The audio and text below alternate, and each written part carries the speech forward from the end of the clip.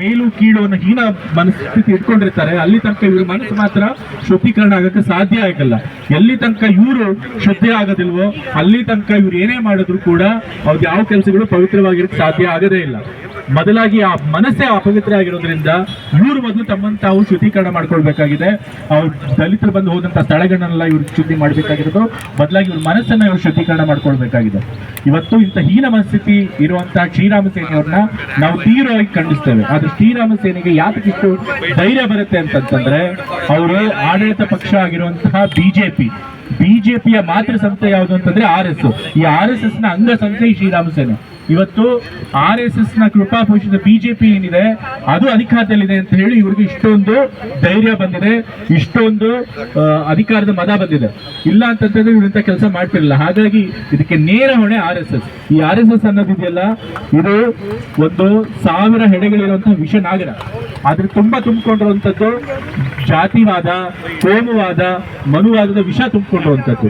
ಇದು ಇಡೀ ಸಮಾಜಕ್ಕೆ ವಿಷ ತುಂಬುವಂತಹ, ವಿಷ ಕಟ್ಟುವಂತ ಒಂದು ನಾಗರ. ಇದನ್ನ ನಾವು ಹೀಗೆ ಬಿಟ್ರೆ ನಮ್ಮ ಸಮಾಜ ಹಾಳಾಗುತ್ತೆ, ನಮ್ಮ ದೇಶನೂ ಹಾಳಾಗುತ್ತೆ. ಹಾಗಾಗಿ ಯಾರ್ಯಾರು ಪ್ರಜ್ಞಾವಂತರಿರ್ತಾರೆ, ಯಾರು ಈ ಜಾತಿ ವ್ಯವಸ್ಥೆಯನ್ನ ತೊಡೆದು ಹಾಕ್ಬೇಕು ಅಂತ ಭಾವಿಸಿರ್ತಾರೆ, ಅವರೆಲ್ಲರೂ ಕೂಡ ಇವತ್ತು ಈ RSS ನ ಹೀನ ಮನಸ್ಥಿತಿಯನ್ನ ನಾವು ಖಂಡಿಸಬೇಕು. ಅದ್ರ ವಿರುದ್ಧ ನಾವು ಪ್ರತಿಭಟನೆ ಮಾಡಬೇಕು. RSS ಅವರು, ಬಿಜೆಪಿ ಅವರು, ಶ್ರೀರಾಮ ಸೇನೆಯವರು ನಮ್ಮ ಕಾಂಗ್ರೆಸ್ ಪಕ್ಷದ ಅಧ್ಯಕ್ಷರಾದಂತ ಮಲ್ಲಿಕಾರ್ಜುನ ಖರ್ಗೆ ಅವರ ಹತ್ರ ಅವರು ಸಾರ್ವಜನಿಕವಾಗಿ ಕ್ಷಮೆ ಕೇಳಲೇಬೇಕು.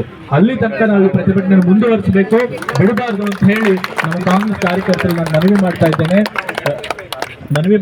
ನಮ್ಮ ಕಾಂಗ್ರೆಸ್ನ ಕಾರ್ಯಕರ್ತರು, ಅದ್ರಿಗೂ ನಮ್ಮ ಮೈಸೂರು ಜಿಲ್ಲಾ ಕಾಂಗ್ರೆಸ್ ಸಮಿತಿಯ ಕಾರ್ಯಕರ್ತರು ಯಾವಾಗಲೂ ಕೂಡ ಈ ರೀತಿ ರಾಷ್ಟ್ರದ ವಿಷಯ ಬಂದಾಗ, ಸಮಾಜದ ಒಳಿತಿನ ವಿಷಯ ಬಂದಾಗ, ಕಾಂಗ್ರೆಸ್ ಪಕ್ಷದ ವಿಷಯ ಬಂದಾಗ ಯಾವಾಗಲೂ ಕೂಡ ನೀವು ಮುಂದೆ ಬಂದು ಹೋರಾಟ ಮಾಡಿದ್ದೀರಿ. ಇವತ್ತು ಕೂಡ ನಮ್ಮ ಖರ್ಗೆ ಅವ್ರಿಗಾದಂಥ ಅವಮಾನದ ವಿರುದ್ಧ ನೀವು ಹೋರಾಟಕ್ಕೆ ಬಂದಿದ್ದೀರಿ. ಹಾಗಾಗಿ ಇವತ್ತು ಪ್ರತಿಭಟನೆಗೆ ಸೇರಿದಂಥ ನಮ್ಮ ಮೈಸೂರು ಕಾಂಗ್ರೆಸ್ ಜಿಲ್ಲಾ ಸಮಿತಿ ಎಲ್ಲ ಕಾಂಗ್ರೆಸ್ ಬಂಧುಗಳಿಗೆ ಮತ್ತೆ ಈ ಕಾಂಗ್ರೆಸ್ ಜಿಲ್ಲಾ ಸಮಿತಿ ಇಬ್ಬರು ಅಧ್ಯಕ್ಷರುಗಳಿಗೆ ನಾನು ಕೃತಜ್ಞತೆಗಳು ಸಲ್ಲಿಸಿ ಏನಾದರೂ ಮಾತನ್ನು ಮುಗಿಸ್ತೇನೆ.